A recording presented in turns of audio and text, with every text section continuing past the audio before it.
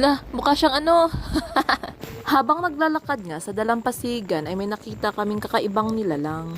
Sa sobrang kakaiba nga ay nagtaka ako ba't yan yung binigay, ang hanap ko'y pang sigang. Ganyan pang itsura, naalala ko tuloy ang ex kong mukhang timang. Oh, wag kang tamaan, ako'y nagbibiro laang. Ang kamukha niya pala'y kapitbahay namin na lutang. Oh, wag kang ma-carried away. Mas makati pa yan sa crush mong puro balakang. Di ka pa rin pinapansin, ano ba talaga ang kulang? Parang adobo na matabang o sinigang na kulang sa anghang. Baka sinangag na kulang sa bawang. Paborito daw yon ng mga vampira at aswang. Ay hala, kung saan-saan na tayo dinala ng kakaibang nilalang. Blue battlefish pala ang tawag dyan base sa aking napag-aralan. Huwag nyo na ring tatanungin kung saang paaralan. At kapag kayo'y nakakita ng ganyan, huwag nyo ring hahawakan. Baka umabot ang hiyaw nyo sa kalawakan.